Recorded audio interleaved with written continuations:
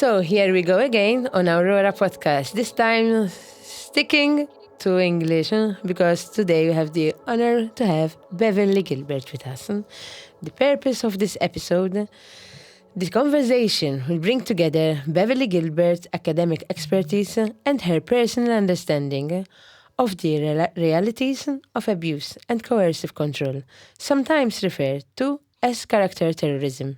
The aim is to show the audience that the real change requires more. More than just policy, it requires the deep insight of trained and qualified professionals who also carry the lived experience of survival and transformation. We will explore how perpetrators manipulate, control, gaslight, and how these patterns connect to broader social harm, and why survivor-informed leadership is essential to breaking the cycle of abuse. Thank you, Bev, for being here with us. My pleasure, bonjour, and thank you for sticking to English because my Maltese is appalling. It's fine. We try our best today because usually I stick to Maltese and English. So it's totally fine. It's a pleasure. The key messages for the audience today are lived experience matters. Professionals who have personally navigated trauma bring unique depth to their work. Character terrorism is really something that we need to reflect on. It is a calculated form of control that damages the lives silently but deeply. Prevention is power. The earlier we identify coercive controlling behaviours, the more lives we save. Intervention must be survivor-centered. Policy and practice must listen to and be led by those who have lived the reality. And with those key messages, we go a little bit to some questions that I have prepared for you, Bev. The first one would be, I would like you to share something inspirational. If you had to look back, what inspired you way back to become the great woman, the great academic and advocate you are today? Was there any defining moment that set you on this path? Yes, the defining moment for me is I'm not a great academic. I'm not somebody in high position and I never choose to be. I'm very grounded in who I am. I'm a very ordinary working class woman who grew up in a very ordinary town, who experienced the usual levels of misogyny, of abuse, etc., that girls and women, not exclusively, but mostly experienced. And I went into the criminal justice sector as a police officer, then as a probation officer, and now, late on in life, I find that I'm not as unintelligent as I was led to believe, and I've got a doctorate, so I'm now Dr. Gilbert, which is mesmerising. But also, as apart from lecturing in gender-based domestic and sexual violence and criminology, I also run an organisation that's based on lived experience. All of us at Cohort 4 in North Warwickshire, in the Midland area of England, have experienced directly domestic abuse or sexual abuse. All of us, from directors, founders, paid staff, volunteers, group members, share mental ill health diagnosis. None of us should be embarrassed or ashamed about any of that, because domestic abuse or intimate partner violence or intimate terrorism, whatever phrase you use, is about those who are responsible for it. And we need to differentiate who is responsible for the abuse and who is being victimised, who is living in fear. And I think my inspiration is getting to know people like yourself, Shakira, people like SOAR, people like colleagues around England and Wales who set up peer-led, peer support, peer mentoring organisations. Because over the years, what I do know and what I have seen is some of our statutory agencies cannot operate in a non-judgmental, trauma-informed and trauma-responsive way. They have a job to do.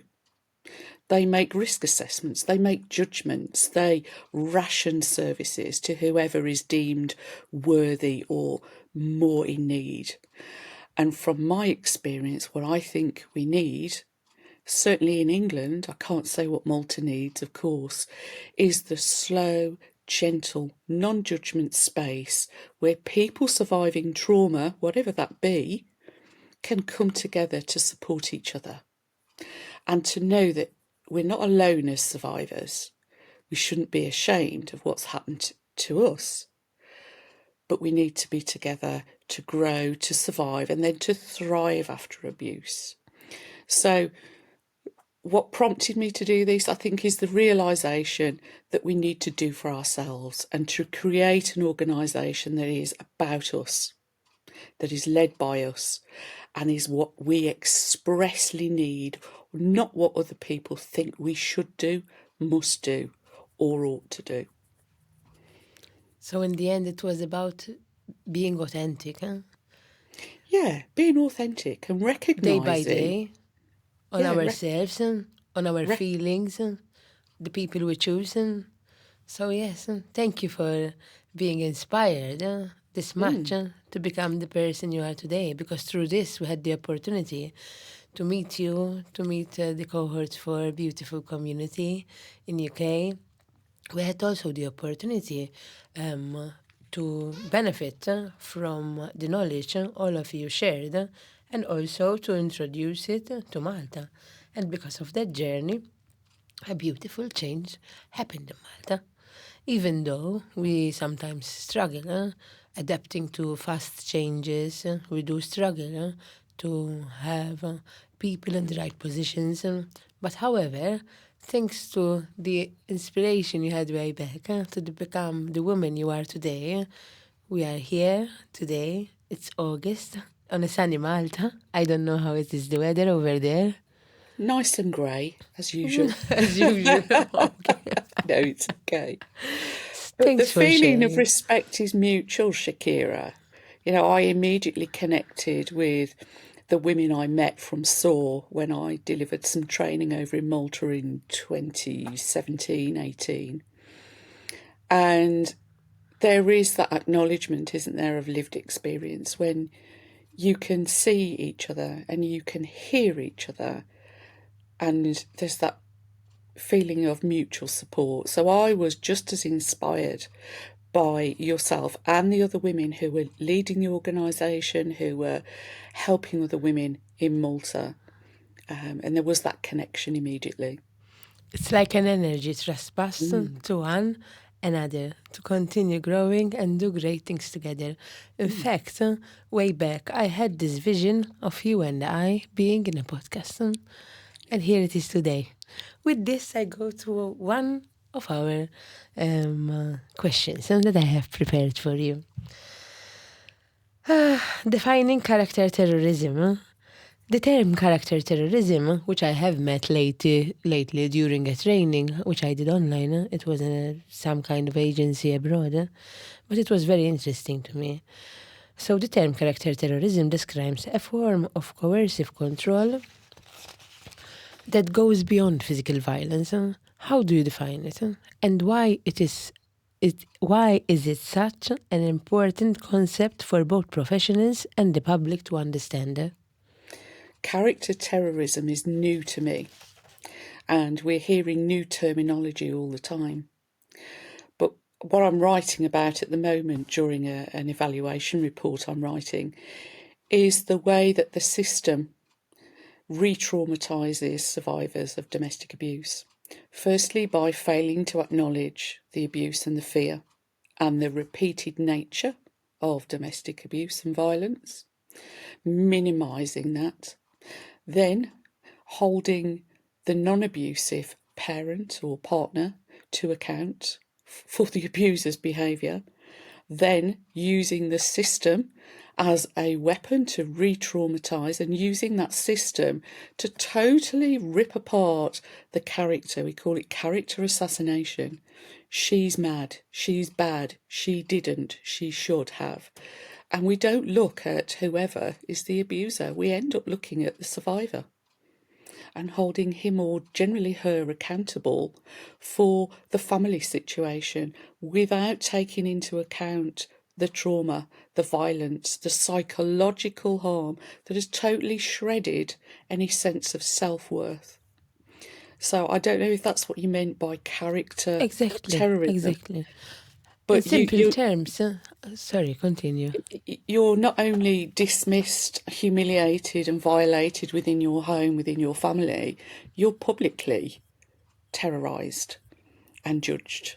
And the offender, the perpetrator, the abusive individual, however you want to name them, they use that system to carry on their good work.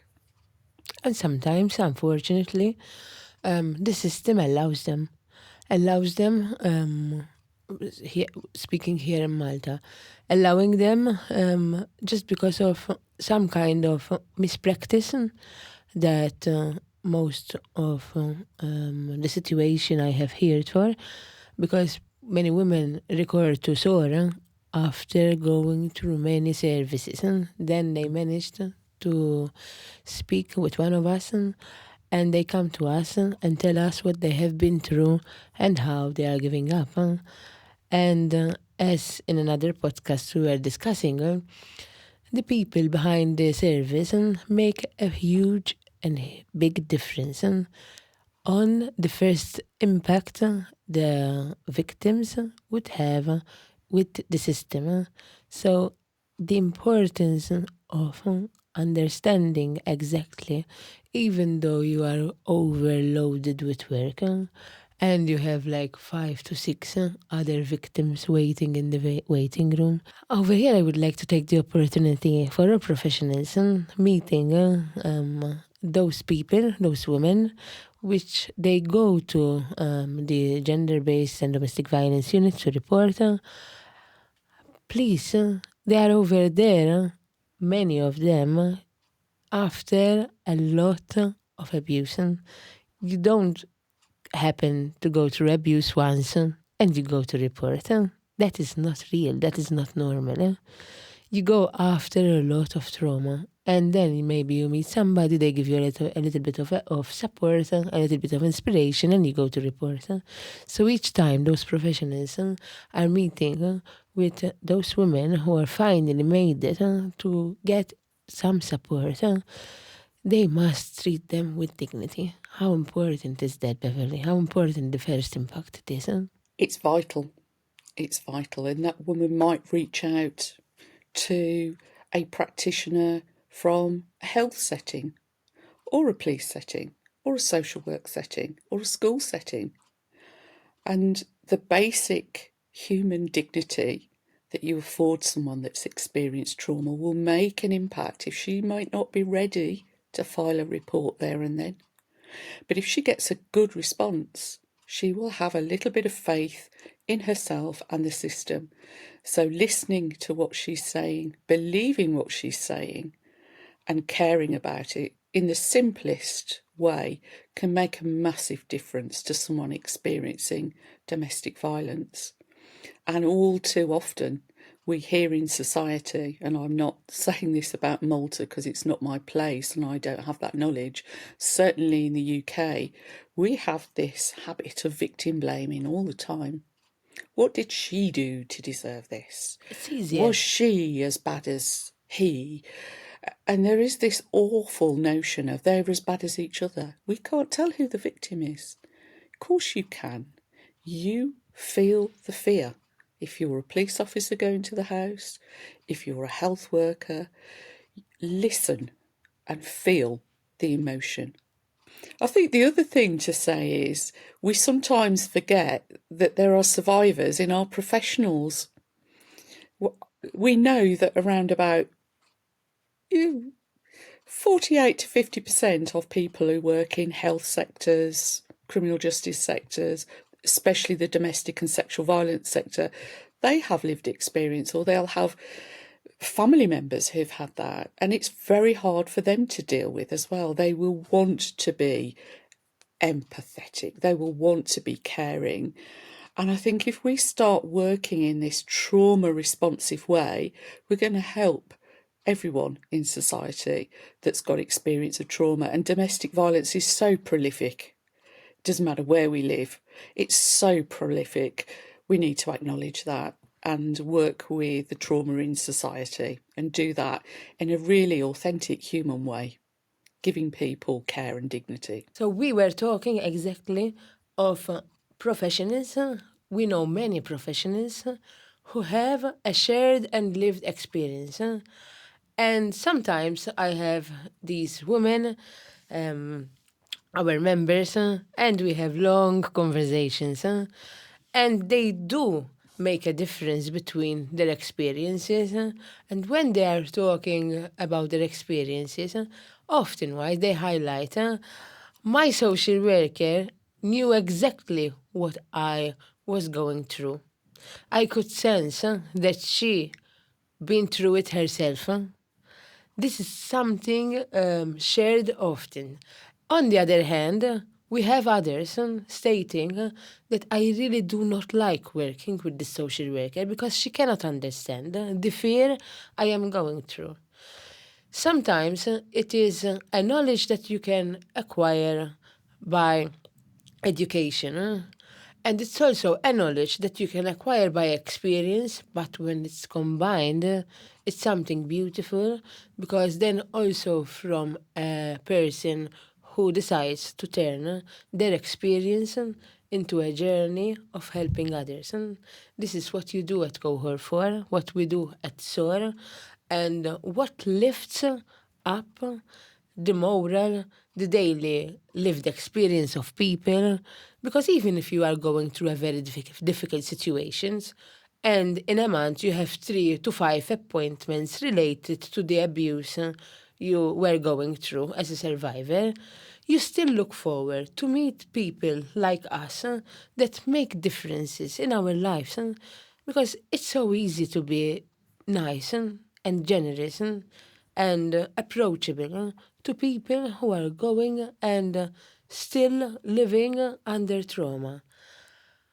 Something that you experience in your position of work, in the life you live, because I know it's like a passion for you, not just a profession, it's also a passion. I had the opportunity to live it with you all over there.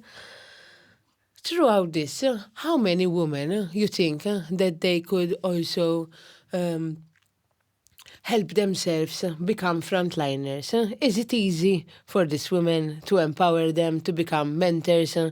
How difficult? And what are the difficulties that we'll experience setting them back to become a victim again? The group feeling, the living in loneliness feeling. There's an impact, which I know, but you will be sharing, if that is okay. It's difficult to answer that one because we're all individuals, aren't we? One thing we do know is recovery from trauma is a process. It's not an event. It's not a 12-session course. It can take however long it takes. And what I would say is if you're connected to survivors who have survived or are still going through that recovery process, as we all are in some way, shape or form, it's a sense of inspiration. If she can do it, I can do it. If she's experienced that, there's hope for me. And it is that gentle encouragement and motivation of a positive, worthwhile life. And I think you get that with the lower level, gentle, ongoing connection with other people, with some idea of what's gone on, what's happened. There are lots of professionals, academics, people in ordinary life who've survived domestic violence as children, as teenagers, as adults, in different guises. So I guess it would depend on the severity of the abuse, the extent, the longevity of the abuse, the healing process, the responses a person's had to it, and whether people have believed them, listened to them and cared about them. And that's where peer support and peer mentoring is really vitally important, because it gives hope. It's a beacon of hope. And also, from my research, what it does to people who with lived experience helping is that it makes sense of why they went through that. For me, I can look Spot back on. and say, I can use that knowledge for a really beautiful purpose. If I hadn't had some of that knowledge, maybe I couldn't have understood as well. Maybe the reading of the books, the chapters, etc., would have given me some understanding and some empathy, because I'm a naturally kind, compassionate person, I hope. But when you combine the lived experience, the practice experience, the academic experience, it seems to have come together for me in my late years of life in a really beautiful way. And from the peer mentors that I've spoken to around England, it's given them a sense of purpose. It's for anybody who's aware of that Maslow's hierarchy of needs, what you Exactly. need is air, food, shelter. At the top is self-actualization of the triangle. And if you've been through trauma, whatever that is, and you use that for a positive, noble, human act, whether that's recovering from as veterans in the armed services, etc., whether it is trauma, family abuse, if you can use that for something good, it makes sense of your life a little bit as you get older. And that too is very healing, very important, I think. And how can we integrate, Bev, the lived experience, education? Uh, In Malta, we do not have yet, there is SOAR. Apart from SOAR, there are other communities, but we are not working together as much as we could be in this small, beautiful island. Because if we really had to work together, Malta would be one, or I dream a lot, or I don't know, but it could be one harmonic place. It's such a small island that if we have peer support in every need based on the hierarchy of Maslow, because this is what I like to look at, we could really support one another into building up a community. How would it be this possible? For example, have you ever heard in UK that courses are open for survivors with experience that need to help others? Because when we were doing the training over there, I have heard about independent domestic violence advisor, for example, or independent mental health advisors. How could they be those people, and what skills would they need? There is a whole group of people working in the domestic violence sector for Women's Aid, Refuge, the big charity organisations, some of the smaller ones, who train as independent domestic violence advisors. They train, they get qualifications in that. And they're there. It's particularly important for our MARAC process that is very victim focused, it's very victim centred. The IDVA, as we call them, will attend the multi-agency risk assessment conferencing system, and they will give the perspective of the victim and the victim's family. The victim doesn't go, of course. This is a professional meeting. It's about sharing knowledge, appropriate knowledge with one another related to risk. And there's evidence to suggest that those that are heard in this multi-agency meeting are less likely to die as a result. There's fewer homicides from those that attend our MARAC meetings. Not forgetting all the professionals with lived experience that work in social work, policing, health, etc. There is still an issue, even in the UK, about people from voluntary community charitable sector organisations having a valued status amongst professionals. There's this thought that actually if you're a professional, if you're a trained probation officer or social worker, you are somehow elevated. We need these professionals. They do a very important job. But there has to be, I feel, a place for community.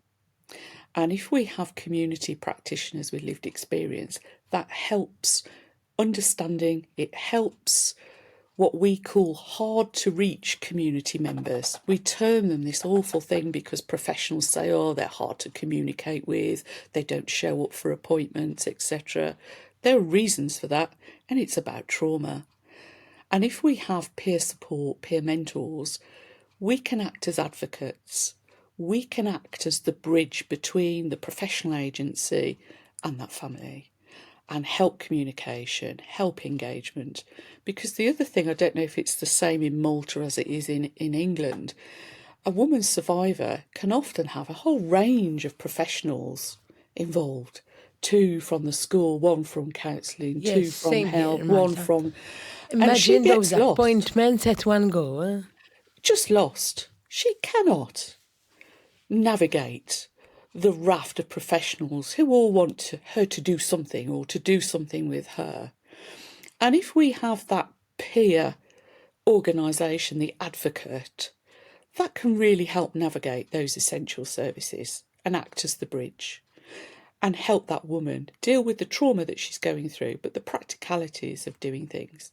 And we at Cohort 4 have done things like I've advocated in family courts for her. I've taken notes, I've been to meetings, I've sorted out medication for mental ill health when she feels too ashamed to go.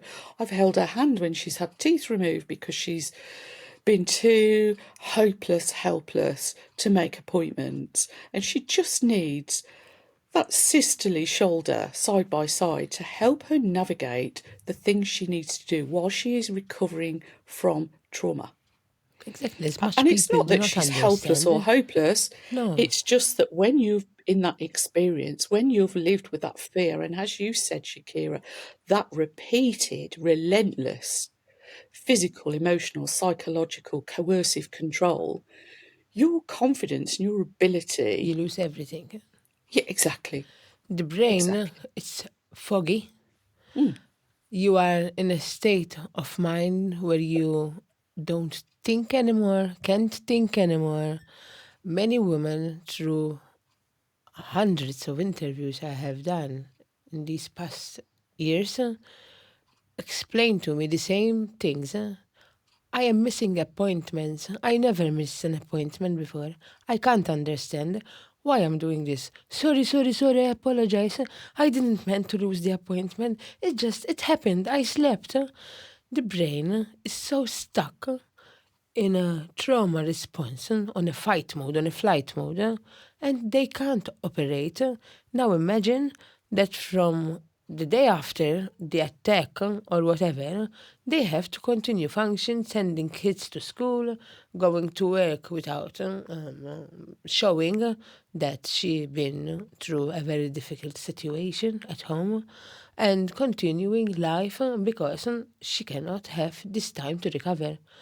On the other hand, this is why we're talking about mentors, communities. As you have lived this experience, and myself too, it's such a beautiful thing to have this place where you can always pop in. In our case, it's the St Jeanne Antide Foundation and the service of SOAR. Even though my day wasn't planned to cook something for someone, but if a woman pops in and we are over there, and yes, a person needs to eat the basic needs on the hierarchy of Maslow. How can she talk if she have been a day working and she haven't ate yet, or she brought the kids with her and the kids haven't ate yet? So yes, most of the time we're cooking some pasta, whatever we have over there, and then we continue. As a non-governmental organization, we tend to fall back with backloads of work because people pop in and we try to assist or to support. It's not always possible, but if we had the resources, if we didn't have the system resistance, we would move mountains with these little communities and community support, and also value the people who have been through it to support them with an incentive, training, to be over there and support others. It could create a huge ripple effect. So with this, I would go to asking you another question. In your view, why do some systems and policymakers resist meaningful change in domestic abuse law, even when the evidence and survivor testimonies are clear? How do we challenge the systematic gaslighting, Bev? Do you have any ideas? Oh, that's a big question, isn't it? No, I'm not answering for Malta. You know, Malta's business is Malta's business. In the UK, I would say we've got the policies, we've got the laws, we've got the organisations, we've got the priorities. Our police service are saying This is about public protection. Make no mistake, domestic violence costs lives. 1 every 3 days in the UK. So we know that this isn't just a domestic. This isn't something low level that doesn't have consequences to society. But there is a block in acknowledging the seriousness, even when women and children are coming out of homes in body bags. There is this block in the statutory systems that are determined not to take this seriously. Why? That's a question. I could allude to it. I'd probably be classed as a raging feminist because it's about patriarchy. It's about the value we place on women and children in society. And you're right about Malta being a beautiful island, and Gozo and Camino. You are small, you are beautiful, and so are your people. And it shouldn't be hard to come together to sort the response to victims and survivors of domestic abuse. We're huge, but we have more resources. It shouldn't be hard to expect a police officer to attend an address and deal with the situation humanely, appropriately, ethically, and with kindness. It shouldn't be beyond an expectation for the court system, the judiciary, to be able to deal with something in a quick, reasonable, helpful way.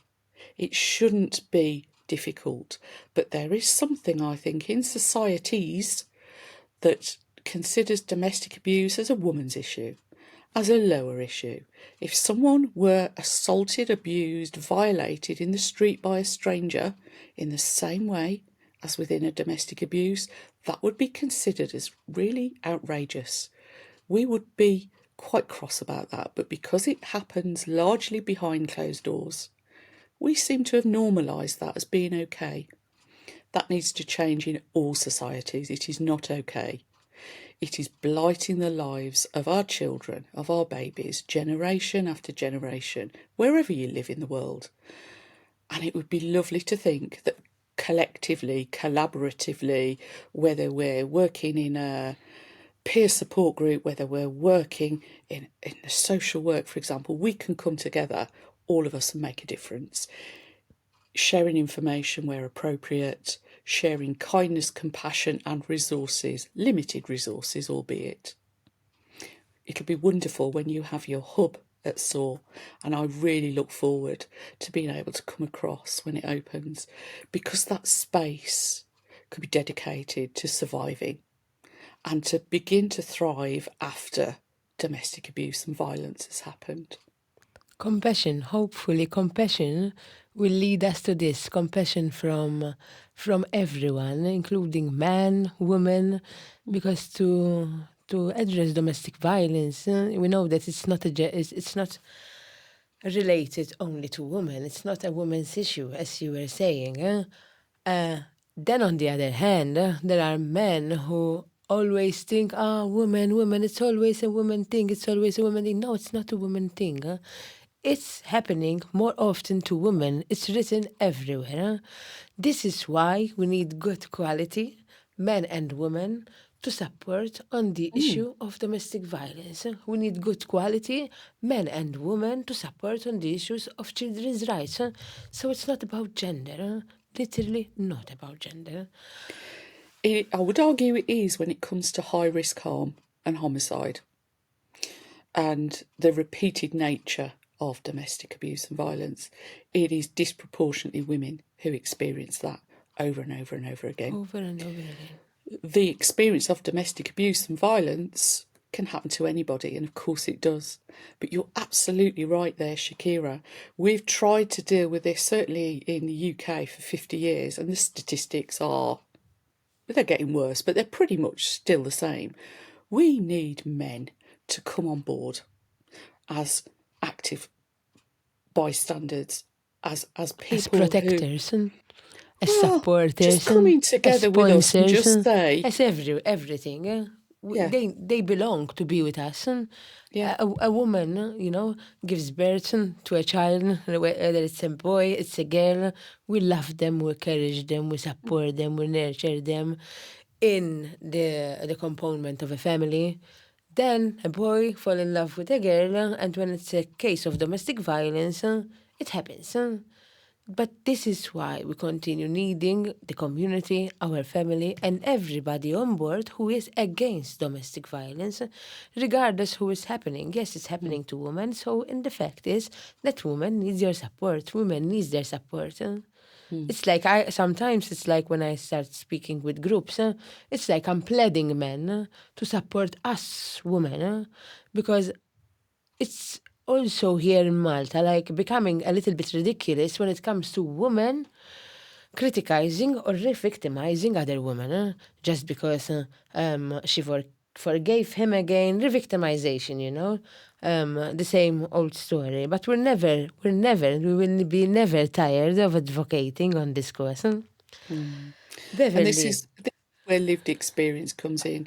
If you've lived experience or you know somebody very close to you that's lived that life, you can understand why she forgives. You can understand why it's sometimes safer to go back. And yeah, the collective response is so needed, whether that's in the UK or in Malta.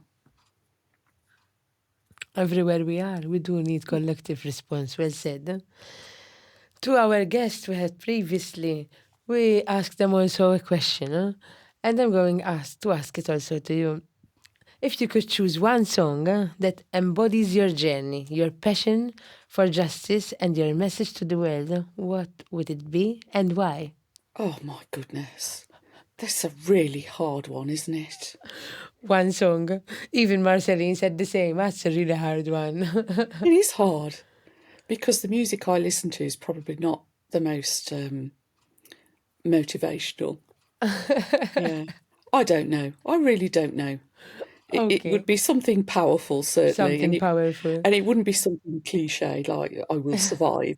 It wouldn't be something like that. Oh, okay. It wouldn't be, because that would be, yeah, we could all say that. I don't know what the song would be, but I just think we have to be determined to make a difference, all of us in society, and bang on that drum. So it would probably something a little bit heavier. And uplifting.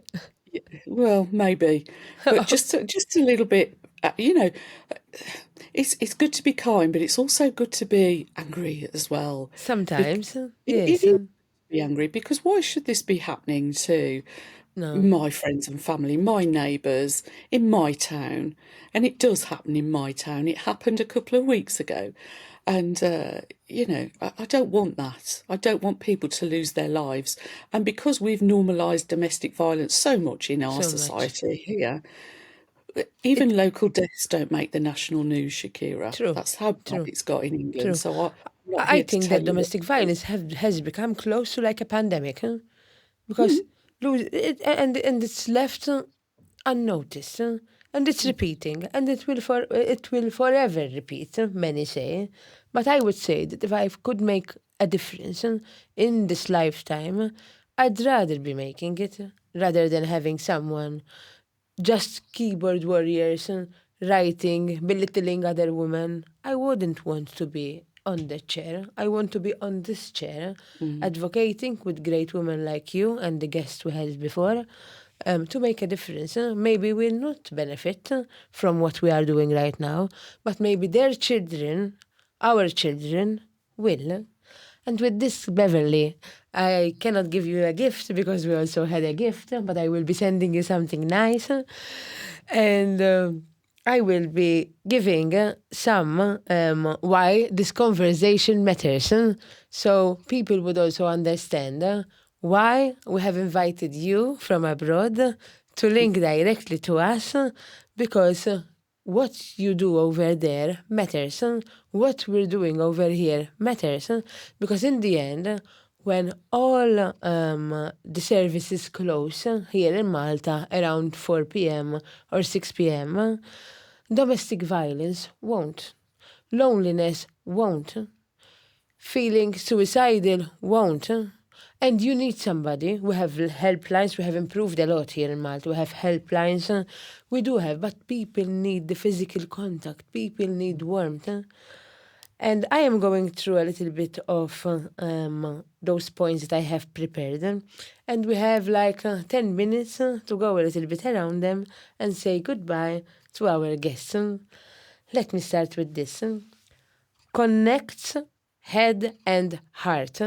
The blend of professionals, expertise, and lived experience resonates with listeners on both and an intellectual and emotional level. So what I'm saying over here, basically, it connects the head and the heart, because we are not just a body, we are a mind, a body, and also a spirit.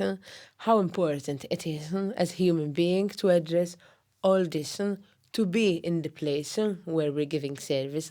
Maybe a reflection from yours. It definitely is. And the simplest things that we have as human beings to give, kindness, care, patience, and listening, are the most powerful healing tools. So you're absolutely right. It's good for your soul to be able to make a difference in society, even the smallest difference. Even the smallest, even just a phone call sometimes. How are you? Yeah. Do you need something? What do you need?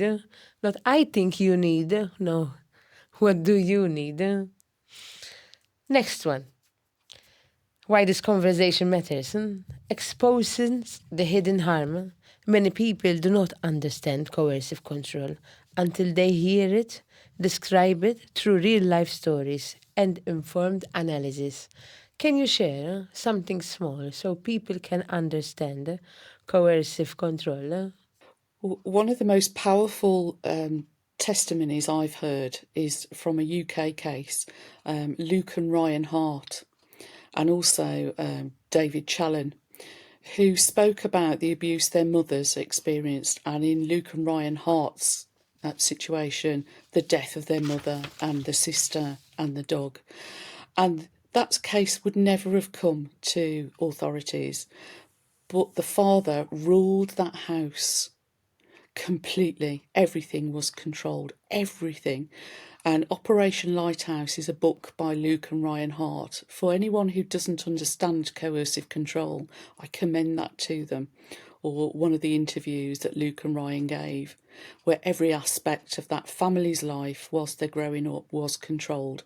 And that's what coercive control is about. Living in absolute fear, having no space for action at all. Having no space to dream outside of the box. Having your imagination stuck because you need to obey and fit, even though instructions are not verbally given to you. But through time, you have learned them through body language, through small little gestures, for example, so that people can connect also. It's like it's 6 o'clock in the evening. You must be home. You're with the kids at home. Kids are playing.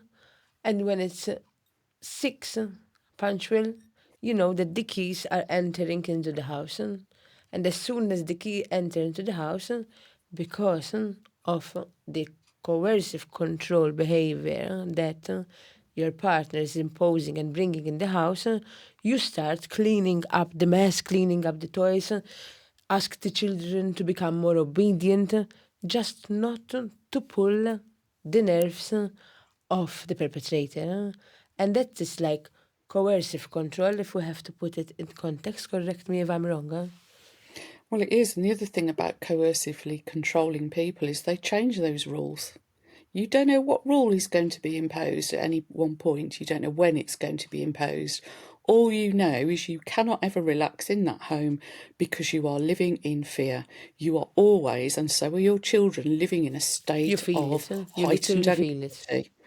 And that causes problems in terms of mental health issues for our children as they grow up and they never are able to relax at home because of the fear of one parent or both parents being controlling. You never know the rules, and even when there are set rules, they can change on a whim of the abuser. So coercive control is never being sure or confident of what's going on in your home. Thank you for also giving a little bit of your amazing reflection on this. This will be very fruitful for our audience because a podcast it's something that will remain over there and it will be shared. So I hope that we have future collaboration as we had in the past because it was a privilege for me starting my journey with being exposed to cohort 4. I said, wow, this is what we need in Malta. The food, the warmth, the understanding of a certain level. That felt so like home. Yeah. Thank you for being here. Thank you for having you. And I look forward to reconnect very soon. Is there a message you want to cross over to our little Malta? You're wonderful, Malta. To anyone who's living with surviving domestic abuse, you're not alone. And it's not your shame to carry. We're there with you. And everything, hopefully, will be okay. So reach out to the organisations in Malta for support. Thank you, Beverley, and I hope you have a great evening today. And this is another episode from our podcast, Aurora, with our dear Beverley. Thank you once again.